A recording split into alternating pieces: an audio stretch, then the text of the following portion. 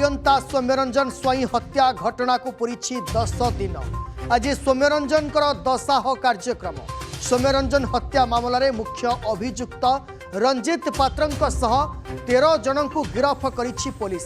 किंतु सबुठु बड़ प्रश्न एवं सौम्य दशाहर 10टी बड़ प्रश्न। हत्या मामलें पुलिस ए पर्यंत मोट 13 जन को गिरफ करिछि। एही संवेदनशील घटनार संपूर्ण तदंत भार क्राइमब्रांच को दिया जाइछि। पोस्टमार्टम रिपोर्ट रु जना पड़ी जे सौम्यंक शरीर में आघात दृष्टि तार मृत्यु होइछि एवं चिन्नू और बंटी गिरफ पर बढ़ुचे सस्पेंस।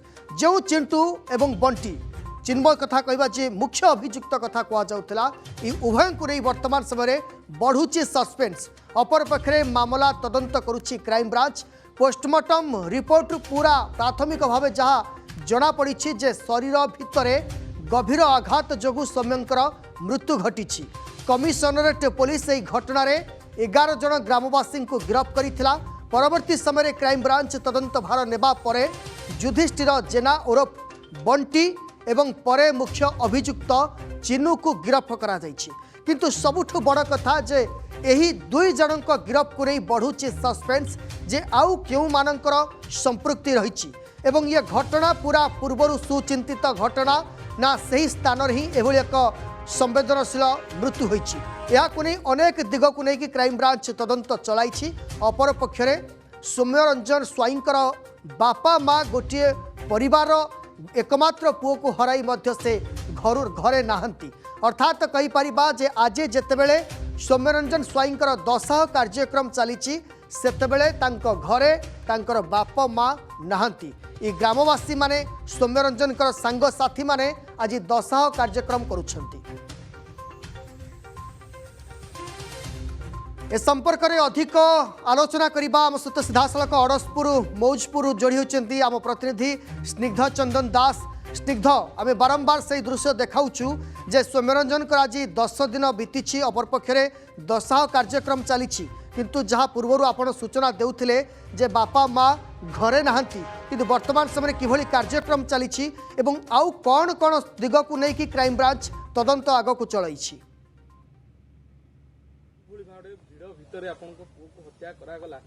देखु आपड़ जानी सौम्यरंजन स्वाईंकर हत्या घटना को 10 दिन बीती एवं ये 10 दिन भितर ग्रामवासी कथा कहतु सौम्यंकर बापा माँ कथा कहतु समस्ते कहीं भी ग्रहण कर पारुना जे एबे भी सौम्य छाड़ी चली जाइछन्ति बोलिकी एवं ग्रामवासी माने आज एकजुट होइछन्ति जे सौम्यंकर जेहेतु आज दशाक्रम रही से दशाक्रम को केउबली भाव में सुरखुर रे करा जिवो ए नै कि ग्रामवासी माने समस्ते आज एकजुट होइछन्ति। ता सहित आपनको देखिया को चाहिबी टिके कैमरा पर्सन देवेंद्र कहबी देखंतु केउबली भाव में दशाक्रम पई कि सब प्रकार व्यवस्था मध्य आरंभ करा जाइछि। केउबली भाव में ग्रामवासी माने आसीबे दशाक्रम रे जोग देबे ता परवर्ती समय केउबली भाव में मध्य आसंता काली 11 दिन मध्य रही ये सब को नहीं कि पूरा ग्रामवासी माने समस्ते एकजुट होइछन्ति एथि पई कि जे आपण जानिथिबे जे गोटिए बुढ़ा बापा मार जे एकमात्र सहारा थिला सौम्यरंजन स्वाई जे कि जहाँ को हत्या करा जाइछि एवं तांको मामू रहिछन्ति। प्रतिक्रिया टिके नबा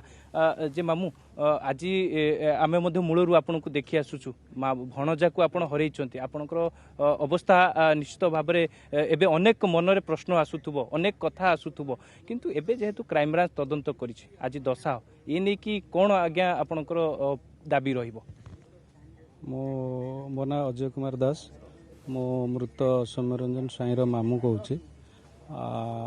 भणजा आमको छाड़ी चली जीवार आज को 10 दिन हो गला ओडिया परंपरा हिसाब रे जहाँ तार कर्म नीति 10-11 करवा कथा आमे सबू जहाँ जमती परिवार लोक एवं तार कुटुंब को नहीं करी चलीचु जोटा कि भणजा मामू पई करवा कथा कि पुओ बाप पई करवा कथा आज बड़ दुखर कथा जे मु मामू मु बर्तमान तार सब शुद्धिक्रिया मत करने को पड़ू बोध आठारू बड़ी हृदय विदारक घटना कि मर्मस्पर्शी कथा आउ दुनिया रे नहीं बड़ दुखर कथा ये कहले कांद आसी जाउछि लागुनी सेमती जे मु मोर भणजा को आज 10 दिन हेलाणी हरई बसी लगुच जमती भणजा मोर कौन काम कुआडे जाइछि ଆଉ ବିଶେଷ କରି ଦିନକୁ ଦିନ ଦୁଃଖ ମାଡ଼ି ଆସୁଛି ଯେ ଆମେ ଯେଉଁ ଆଶା କରିଥିଲୁ ଯେ ଉଚ୍ଚସ୍ତରୀୟ ତଦନ୍ତରେ କିଛି ନ୍ୟାୟ ପାଇବୁ ବୋଲି, ଯେଉଁମାନେ ଏ ଘଟଣାରେ ସମ୍ପୃକ୍ତ ଅଛନ୍ତି ବାଲିଅନ୍ତା ପୋଲିସ ହେଉ କି ସ୍ଥାନୀୟ ଲୋକମାନେ ଯେଉଁମାନେ ଏତେ ନୃଶଂସ ଭାବରେ ବର୍ବରତା କାଣ୍ଡ ଘଟେଇଛନ୍ତି, ସେଇ ଘଟଣାସ୍ଥଳରେ ମଧ୍ୟ ମୋର ଭଣଜା ମୃତ୍ୟୁବରଣ କରିଛି। ତାପରେ ତାକୁ ମେଡ଼ିକାଲ ନେଇଛନ୍ତି, କିନ୍ତୁ ତା ପୂର୍ବରୁ ସେ ମରିଯାଇଛି। ତାଙ୍କ ବିରୁଦ୍ଧରେ ଯେଉଁ ଦଫା ଲାଗିବା କଥା ଏ ପର୍ଯ୍ୟନ୍ତ ହେଲାଣି ଆମର ବାଲିଅନ୍ତା ପୋଲିସ ସେ ଦଫା ଲଗେଇ ନେଇ। এইটা হচ্ছে সবুঠু আমার বড় দুঃখ। তথাপি আমি মাননীয় মুখ্যমন্ত্রী অনুরোধ করিছু আপনার গণমাধ্যম জরিয়ারে যে আমাকে উচিত ন্যায় মিলু, যে দোষী তাঁকু কঠোরু কঠোর দণ্ড মিলু এবং যে বালিଅନ୍ତାର পুলিশ ভাই মানে এতে সম্পৃক্ত সেমানকু মধ্য কঠোরু কঠোর দণ্ড মিলু বলি মু মাননীয় অদালতকু এটি আপনার জরিয়ারে অনুরোধ করুছি।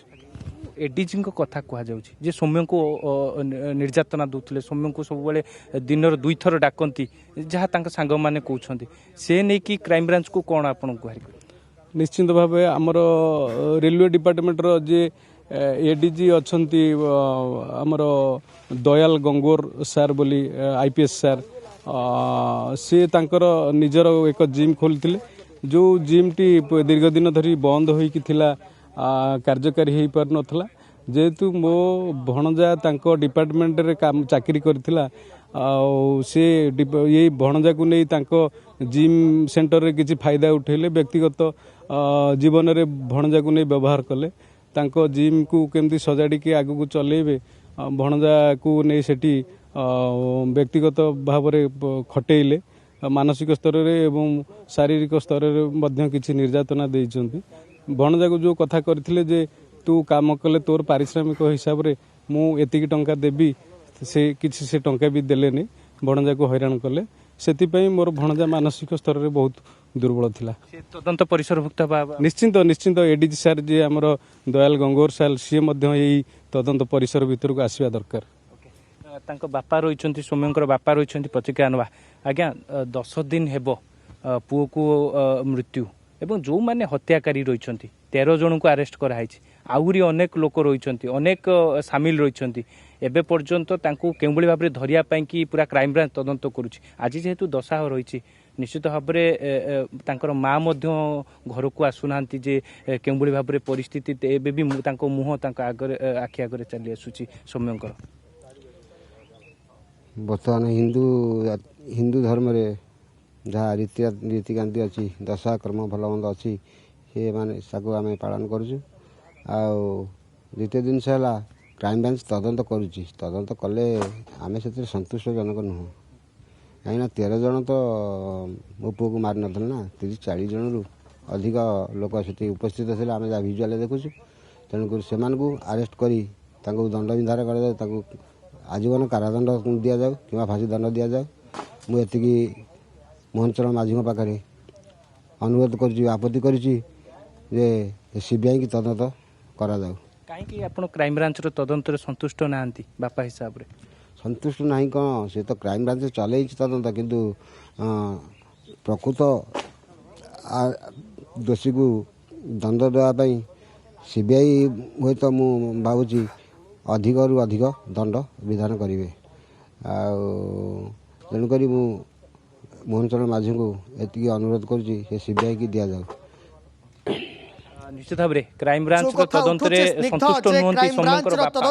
संतुष्ट नुहंती परिवार लोके एवं बापा मध्य अभियोग करुछंती जे क्राइम ब्रांच तदंत को नहीं से संतुष्ट नुहंती तदंत भार सीबीआई को देवार आवश्यकता रही। स्निग्ध जो सत्य बिहार जो जिम पछर सत कौन रही कौ माने एभली षड्यंत्रकारी बोली कि आपण भाबुछ देखो सत्य विहार जिम पछरे जहाँ भी कहानी अच्छी मु संपूर्ण रूप से ताकू खोलिकी कही सारी बाकी रहा जे तदंतर परिसरभुक्त तो निश्चिंत करा जिबा दरकार